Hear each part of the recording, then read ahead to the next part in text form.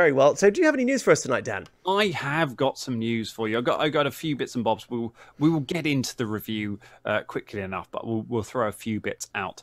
So first of all, we are very excited. We're getting a new Pathfinder adventure. Adventures is the new name for what you call the modules line, and it's what we play on the show basically. So the Fall of Plaguestone and the Slithering both come under the adventures line. We're now getting a third one, and it is called Malevolence. So the adventures line, to give you an idea, in case you don't know, you should, because you listen to the podcast. That's what we do. So the adventures are standalone adventures designed to be played over multiple sessions. So they run for about 3 levels. The last few have, and they will take you a few weeks to do. Or if you're the Danger Club podcast, probably the best part of a year, because we always find other little bits to do. It's true. Now, isn't this the one set in Ravenel? Yes, I believe it is. Good. See, I came up with that all of myself. Information from the chat there. No, Greg definitely didn't tell me. Yeah, it's a horror adventure. It is. It's Thanks, very Greg. You're making me look great. I love that you could just do this segment. No, so it is. Do you know who wrote it, James? Well, let me just have a think about that. Who wrote it? There's like a minute delay on this. You're gonna get. Go on. Who wrote it? It's written by James Jacobs. Classic. That is particularly interesting because James Jacobs is the creative director for Pathfinder. So he is the mind behind an awful lot of Golarion and an awful lot of the world that we like to play in. Yes. So we've had kind of the last couple of adventures. We had Fall of Plaguestone was Jason Bullman, obviously. So deadly, and but very, very rules tight. You know, lots and lots of mechanics in it because he's the director of game design. He's the guy who comes up with the rules. So very neat rulesy. Wasn't he Slithering is Ron Lundeen. Sorry, go ahead. Wasn't he the guy behind Hell's Rebels? He may well have been the guy behind it. Which is also Ravenel, I seem to recall. I think, yes. Now it's all coming back to me now. Yes, do well, no, sir. You're showing your own, James. I'm just gonna get Greg on sort of speed dial whenever I need information. He's gonna be great. Make me look great. Amazing. Thank you, Greg. By the way, your knowledge is exceptional. Sorry, Dan, continue. No, but it's interesting because now we're getting an adventure written by somebody who is definitely very up on the rules, but is very creative and very lore focused. Not that the others aren't, but certainly somebody who has their teeth firmly into the lore of Golarion. So we could well find that there's an awful lot of story going on in this. We are being promised a fully functional haunted house to abandon the players in and let them explore it, which that is exciting to me. I do love a good ghost session because I have fond memories of the I can't remember the name of it, where we had to in the courtroom, the horror adventure. We won't give any spoilers because if you haven't played it, it's an excellent one. What was the name of it, Dan? It is called Hangman's Noose. Hangman's Noose. Yeah, it was great fun. It's a very old Pathfinder first edition. It's not even actually first edition. It's written for the 3.5 rule set, so D&D 3.5. So you will have to convert it if you do want to play it. But it is well worth doing. It is probably my favourite Pathfinder module, Hangman's Noose. It's really good. I've run it for a couple of groups and I love it. Yeah. So yeah, I love a ghost story. I love a haunted house, a house you can't leave where spooky stuff happens. Yeah. I'm on board for that. That sounds like it could be a lot of fun. So, and there's a lot of stuff in the Pathfinder mechanics that I think could really work with it. The one thing I feel that's been lacking from the Pathfinder adventures so far has been some real deep atmospheric stuff. They tend to be compendiums of stuff that is happening. You know, stat block, trap, to go here, do this. There are some really nice little encounters, and I don't want to spoil anything that's coming up in the Slithering because obviously we're going to play it on the main show. Please don't. But can you imagine we go into the podcast recording and you already know the solution. Yes. Oh my God, Velda's on fire. Yes. There is a lot. Again, I'll just have Greg on speed dial. Don't worry about it.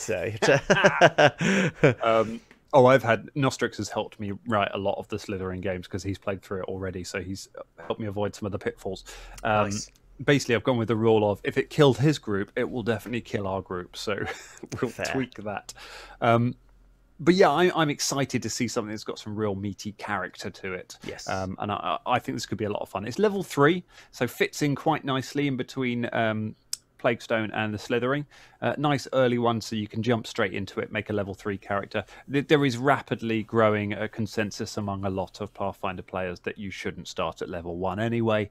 Level 1 is really, really deadly, and level 2 is not that much more complicated and much safer. So you're probably better off starting your campaign at level 3 and jumping straight into this, and then playing something else. But yes, I'm excited. Comes out on the 28th of this month. Print edition $22.99 PDF is going to be $15.99. I don't know if we will do a review of it on the show. It's something that may end up actually getting played on the main show at some point. But we will certainly be keeping an eye on it because I'm excited about it. Definitely. And I'm going to reference the chat, but not in a comedic way this time. The Gwat says, just looked up haunts. There are like 10 haunt hazards as of now. That's going to be great. And Greg says haunts are usually really thematic. So is that the catch-all term for what this campaign is, or what is a haunt? A haunt is something that came up in first edition, has been carried over, and it is effectively a spooky trap. Basically, it uses similar mechanics to the trap mechanics, but it represents things like a horde of screaming ghosts that send you insane. I'll give you a good example. In the Ghost Ship episodes of the Danger Club podcast, early on, most of the things you encountered in that were haunts. I think that gives it away without spoiling anything. The things in there that were causing weird effects, they use the mechanics of haunts. And the hazard mechanics in second edition are much tighter and much neater and adapt themselves much better to being able to create traps on the fly and create dangers and things like that. And so it's kind of... it's been missing haunts for a little while because it's like, okay, these would be really easily applied to making some really good, scary stuff happen. They're nice because they're traps that have to be overcome by the cleric rather than the rogue, for example. You know, that's the kind of feeling that they have. So I'm looking forward to getting a few more of them in, because you can take haunts and throw them around anywhere. Yeah, definitely. And actually, apparently it's been summed up very well. Ross says that I want a Phasmophobia adventure, to which Steph made the very pertinent comment, apparently, according to the rest of the chat. So it's Phasmo, but for Pathfinder. Yes, I could see that. So that's basically it. And apparently there were. Greg says they were rough in first edition without a cleric. Now, do you think they're going to brush up on that? Because obviously clerics are usually the ones who fight undead and spiritual things like that. I mean, God knows, I still wake up screaming, trying to attack sort of swords with ghosts with swords and things, which we've had in past campaigns. Are they? Do you think they're going to round them out a bit?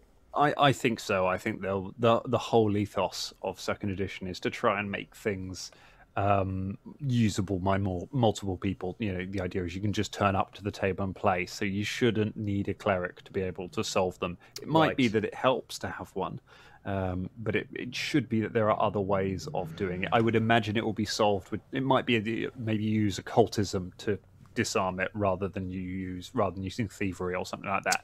So it helps to have someone with that skill set, but you don't need a specific class. Yes, yeah. Thank you, Gwat and Greg, for also backing that up in the chat, saying you can use various skills and different things. So I'm guessing that if you have a cleric, they're going to be super good, but still, it's nice to know that you're not going to be completely one-shotted by one of these haunts.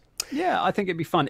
I'm a big convert to horror adventures after we played Signal of Screams in Starfinder off air, and we're having tremendous fun with that. So now I'm like, ooh, spooky stuff could be fun. I really like horror adventures, and sort of bears in mind that I haven't played for a while, but things like Call of Cthulhu and various other things. I pretty much cut my teeth playing horror adventures as well when I was in my teenage years. I used to love a bit of spiritual business going on because it's good for atmosphere. Get a few mates, late at night for teenagers, sort of 10, 11 o'clock, and sit around a table when your parents are out and scare each other witless.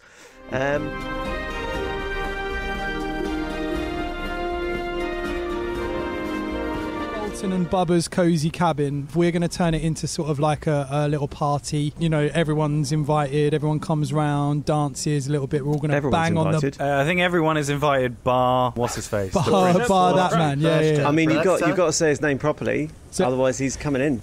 Well, I'll be the like if he knocks on the door, I'll open it.